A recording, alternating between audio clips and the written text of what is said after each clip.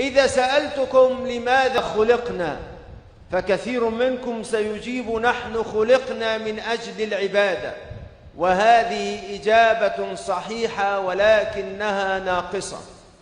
अगर कोई आपसे पूछे कि हम क्यों पैदा किए गए तो आप उसे ये कहेंगे कि हम इबादत के लिए पैदा किए गए।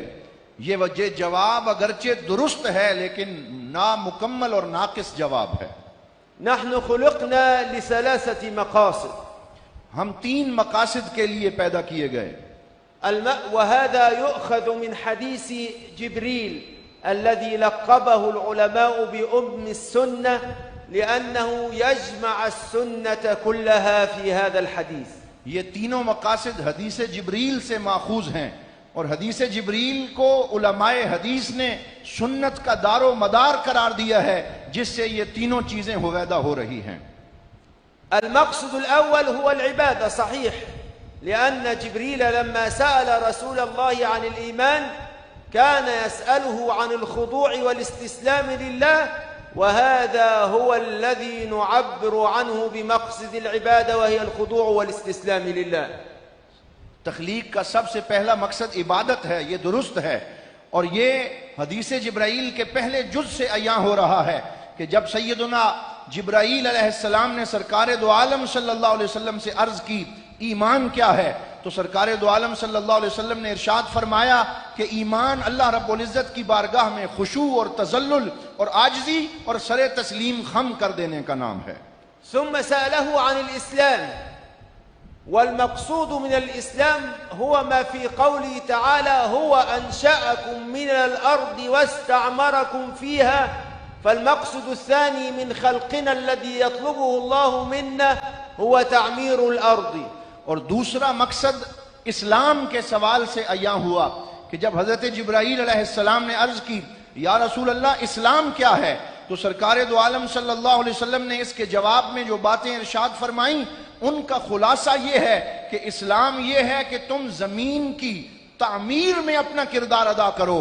तो पहला मकसद इबादत और अल्लाह की बारगाह में सरे तस्लीम खम करना है, तो दूसरा मकसद तख्लीक का ये है कि इंसान इस जमीन को आबाद करने के लिए अपना किरदार अदा करता रहे। المقصد الثالث والأخير وهو مقصد الإحسان وهو مقصد التزكية، فسأله عن الإحسان فسأله عن التزكية فقال له أن تعبد الله كأنك تراه فإن لم تكن تراه فهو يراك، فكان المقصد الثالث الذي خلقنا من أجله ونفس وما سواها فألهمها فجورها وتقواها قد أفلح من زكاها فكان مقصد التزكية। और तीसरा मकसद तख्लीक का वो तज़किया है जो एहसान के सवाल से अयां हुआ। सरकार दो आलम सल्लल्लाहु अलैहि वसल्लम ने इरशाद फरमाया कि अल्लाह की इबादत इस तरह करो गोया कि तुम अल्लाह को देख रहे हो, या इस बात का इदराक और यकीन रखो कि तुम्हारा रब तुम्हें देख रहा है। तो तज़किया से मुराद अपने नफ्स को पाकीज़ा करना है, जैसे अल्लाह रब्बुल इज़्ज़त ने इरशाद फरमाया व नफ्सिम व मा सव्वाहा फ़अल्हमहा फुजूरहा व तक़वाहा, कि उस नफ्स की कसम कि जिसको अल्लाह रब्बुल इज़्ज़त ने दुरुस्त तरीके से पैदा फरमाया और फिर उसको फुजूर और तक़वा इल्हाम फरमा दिया, तो वो खुश नसीब है कि जिसने तक़वा का रास्ता इख्तियार करते हुए अपने बातिन का तज़किया कर लिया।